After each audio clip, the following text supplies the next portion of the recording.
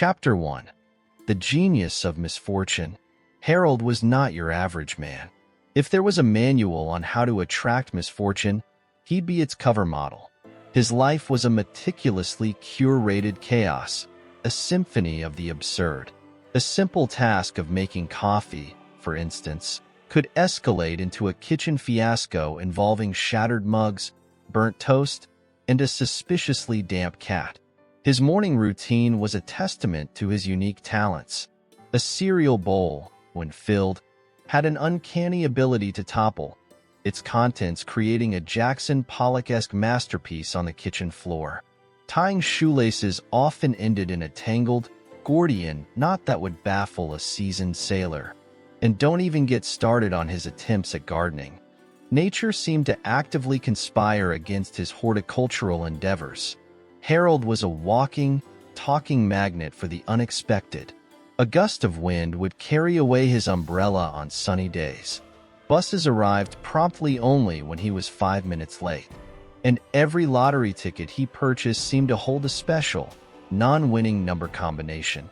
It was as if the universe had a cruel sense of humor, and Harold was its favorite punchline. Chapter 2. A Master of the Obvious. Harold possessed an uncanny ability to state the blindingly obvious. It was a talent as extraordinary as it was unrewarded. A burning building, for instance, would elicit from him the profound observation, "That house seems to be on fire." a person wearing a raincoat in the rain prompted the insightful comment, "It appears to be raining." His mind, a vast expanse of the utterly expected, was a marvel of mundane logic. At parties, Harold was a social supernova of the painfully apparent. "That cake looks delicious." He'd offer, as if sharing a groundbreaking culinary theory. When confronted with a closed door, he'd ponder aloud. "I wonder if this door is locked."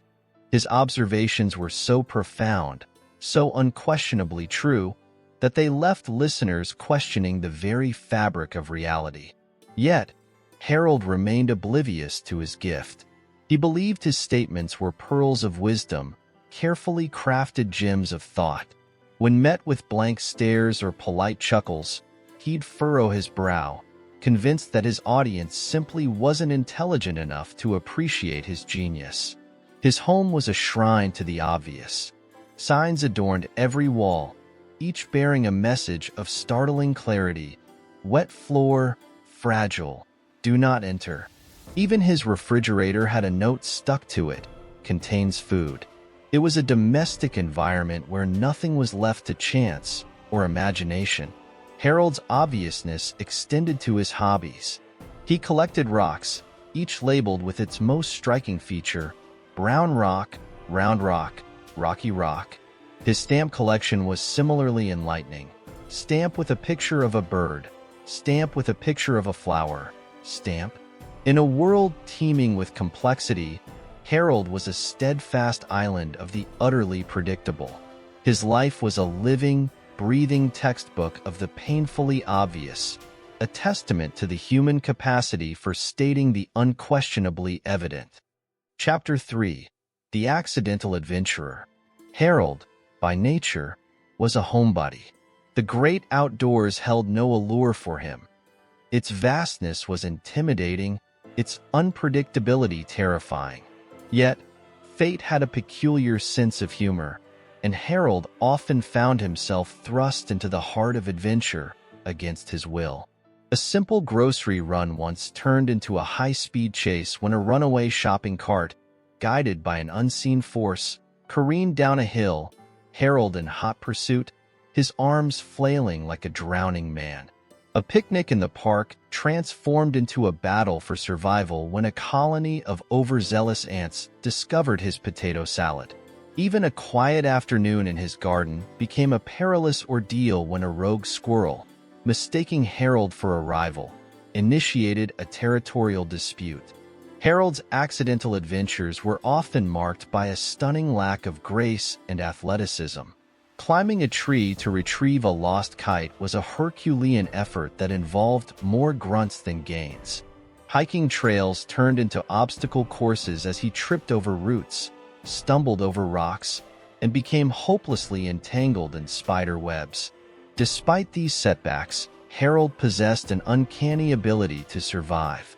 He'd emerged from the wilderness unscathed, if slightly bewildered, each ordeal adding a colorful chapter to his unintentional adventurer's tale.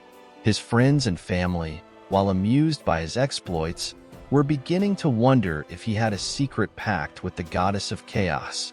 Whether it was facing off against a determined goose, navigating a flooded basement, or becoming an unwilling participant in a neighborhood water balloon fight, Harold's life was a never-ending series of unplanned escapades.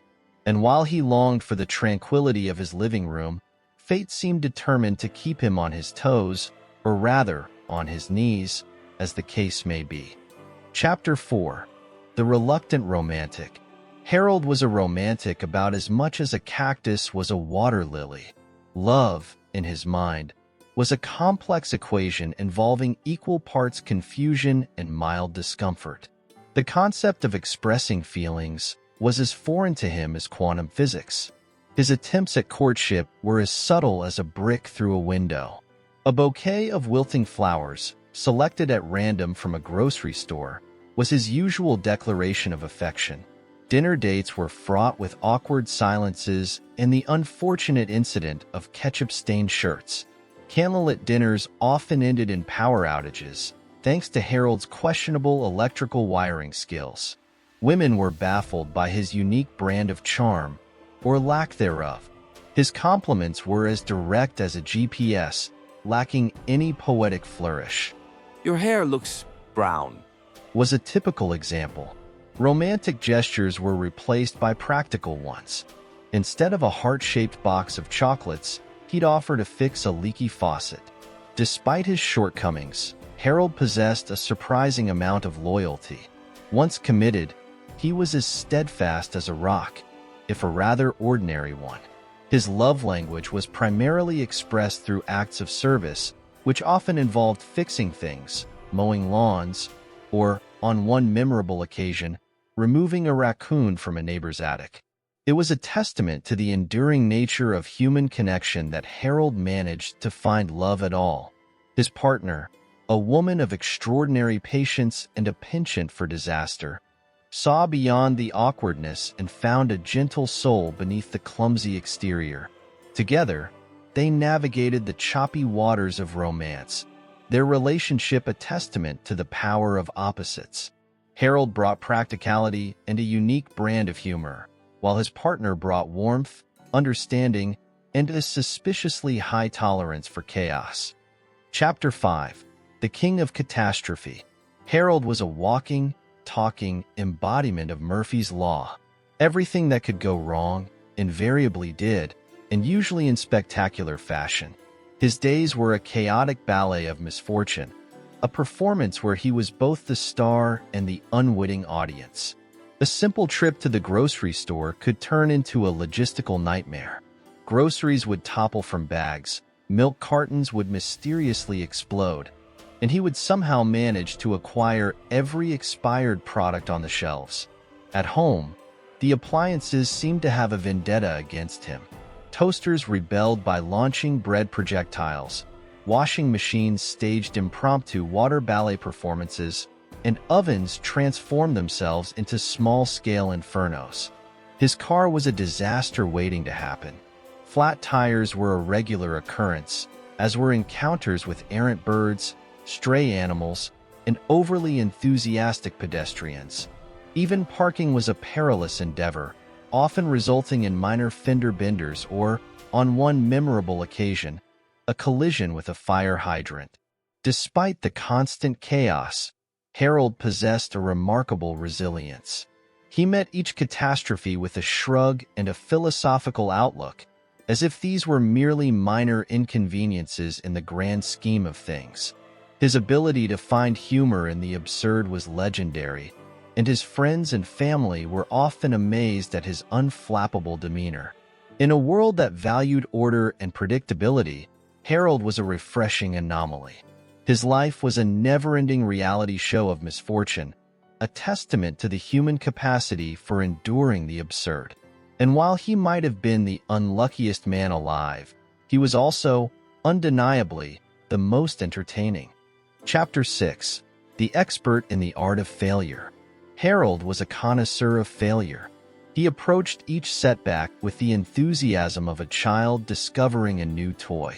His failures were epic, his defeats legendary, yet he wore them like a badge of honor. He had a knack for turning the ordinary into the extraordinary, transforming simple tasks into comedic masterpieces. Baking, for example, was a perilous endeavor. Ovens became volcanoes, cakes collapsed into amorphous blobs, and cookies resembled hockey pucks. His attempts at DIY home improvement were equally disastrous.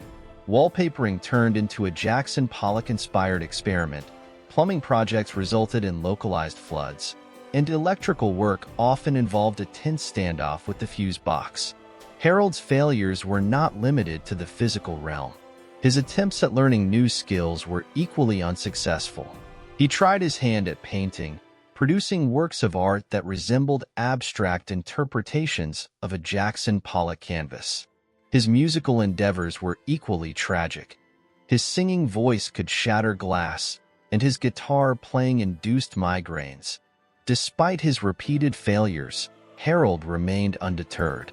He viewed each setback as a learning experience, a valuable opportunity to improve. His philosophy was simple. If at first you don't succeed, try again, until you've thoroughly convinced everyone that you're hopeless. His friends and family had long since given up trying to discourage him. They had learned to appreciate the comedic value of his failures. After all, who else could turn a burnt dinner into a stand-up routine, or a failed DIY project into a hilarious anecdote? Harold's ability to find humor in adversity was infectious, and his unwavering optimism was a constant source of inspiration, or at least amusement. In a world that celebrated success, Harold was a refreshing anomaly. He was a living, breathing testament to the art of failure, a master of the unexpected, and a champion of the hopelessly optimistic. Chapter 7. The Champion of the Unlikely. Harold was a walking contradiction, a master of the mundane, yet capable of the extraordinary, a connoisseur of failure, yet a champion of the unlikely. His life was a peculiar tapestry woven with threads of absurdity and the unexpected. He once won a pie-eating contest, a feat as surprising as a dolphin riding a bicycle. His opponents had been seasoned veterans, their faces smeared with crimson victory. Harold, on the other hand, had approached the challenge with a sense of resigned acceptance. Yet, with a speed and determination that shocked even himself, he emerged victorious, his face a masterpiece of berry-stained triumph. Another unlikely triumph occurred during a neighborhood talent show. Harold, convinced of his musical ineptitude, had been coerced into participating. His act was a disaster waiting to happen. He chose the most challenging piece he could find, a classical guitar concerto. As he stumbled through the opening chords, the audience braced themselves for the inevitable cacophony. But then, something magical happened. Lost in the moment, Harold found a rhythm, a melody. His fingers flew across the fretboard, and a haunting beauty emerged from the chaos. The audience was stunned, their laughter replaced by rapturous applause. These were but a few examples of Harold's uncanny ability to excel at the unexpected. He could solve complex puzzles while struggling to tie his shoelaces. He could write poetry that made grown men weep, yet his grocery lists were works of incomprehensible scribbles. Harold was a puzzle wrapped in a riddle, a mystery waiting to be solved. He was proof that life, like a box of chocolates, is full of surprises. And in a world obsessed with predictability, he was a refreshing reminder that the most extraordinary things often come from the most unlikely places. Chapter 8. The Maestro of Misdirection. Harold possessed an uncanny ability to divert attention from the obvious. A master of distraction, He could make a disappearing coin seem like a complex magic trick. His life was a constant performance, a stage where reality and illusion blurred into one. When accused of eating the last piece of pie, he would dramatically inspect the empty plate, feigning shock and disbelief. His eyes would widen, his eyebrows would rise as if to say, How on earth did that happen? By the time the accusation had lost its steam, the conversation had veered off into a heated debate on the merits of different pie fillings. His house was a labyrinth of misdirection. Fake plants camouflaged hidden snacks, decoy books concealed secret compartments, and strategically placed objects drew attention away from the real point of interest. Visitors would spend hours searching for non-existent treasures, while Harold sat back, amused by their efforts. Even his wardrobe was part of the act. Mismatched socks, oddly patterned shirts, and hats that defied logic were all carefully calculated distractions. People were so busy trying to understand his fashion choices that they failed to notice the missing keys or the suspiciously empty wallet. Harold's ability to mislead extended to his relationships. When confronted with a problem, he would launch into a tangential story, so captivating that the original issue was forgotten. His power of persuasion was legendary, and he could convince anyone of anything, no matter how absurd. In a world full of deception, Harold was the grand illusionist, the ultimate master of misdirection. His life was a stage, and everyone else was simply playing a supporting role in his never-ending performance. Chapter 9. The Specialist in Self-Sabotage. Harold was a black belt in self-sabotage. With a single, well-placed misstep, he could derail even the most promising venture. His ability to undermine his own success was nothing short of extraordinary. A promotion was on the horizon. Harold would ensure a crucial email was sent to the wrong recipient. A dream vacation was booked. A sudden bout of travel anxiety would emerge. A lucrative business opportunity presented itself. Fear of success would paralyze him. His home was a testament to his self-sabotaging tendencies. A meticulously cleaned kitchen would be followed by an impromptu baking experiment gone awry. A freshly ironed shirt would be mysteriously stained before an important meeting. A carefully planned garden would be overrun by weeds within days. Even his hobbies were a battleground for self-defeat. A promising painting would be ruined by a misplaced dab of paint. A carefully crafted piece of writing would be deleted in a moment of self-doubt. A well-practiced musical piece would be forgotten at the crucial moment. It was as if there was an invisible force, a malevolent entity, working overtime to thwart Harold's every endeavor. Yet, despite the constant setbacks, he persevered, a hapless hero battling his own inner demons. His friends and family often wondered if he was secretly sabotaging himself on purpose for the sheer entertainment value. Harold, however, was oblivious to their suspicions. He was a man trapped in a cycle of self-destruction, a victim of his own worst enemy. And yet, in the midst of his chaos, there was a certain charm, a kind of endearing vulnerability that made him impossible to dislike. After all, it takes a special kind of person to turn a potential triumph into a comical catastrophe. And in that regard, Harold was truly one of a kind. Chapter 10. The Grand Prize Winner of Nothing. Harold was a perennial loser. Contests were his kryptonite. Lotteries were a cruel joke played on him by a universe with a particularly malicious sense of humor. His name was synonymous with defeat, his face a poster child for misfortune. He'd entered a Name Our New Mascot contest, suggesting Gary the Glum Groundhog, only to see the winning entry be Sonny the Smiling Squirrel. A best home-cooked pie competition ended with his entry, a concoction of questionable ingredients, being awarded the most memorable prize, a euphemism for worst. Even when luck seemed to smile upon him, it was a fleeting illusion. He once found a scratch-off lottery ticket on the street. With trembling hands, he he scratched to reveal 3 matching symbols, a big, fat 0. Another time, he won a weekend getaway. Unfortunately, the destination was his own backyard. Harold's misfortune was legendary. His friends placed bets on his ability to lose. Children were warned to stay away from him, lest they be inadvertently cursed with his bad luck. Yet, Harold remained undeterred. He saw each loss as a character-building experience, a testament to his resilience. In a world obsessed with winning, Harold was a refreshing anomaly. He was the champion of the also-rans, the patron saint of the unlucky. And while he might never win the lottery or climb Mount Everest, he had something far more valuable: a unique perspective on life, a sense of humor that could turn any disaster into a comedic masterpiece, and the ability to find joy in the simplest of things. In the grand scheme of things, perhaps winning wasn't everything. Maybe the real prize was the journey, the laughter, the resilience. And in that regard, Harold was the ultimate champion. He was the grand prize winner of nothing, and yet, he had won everything that truly mattered.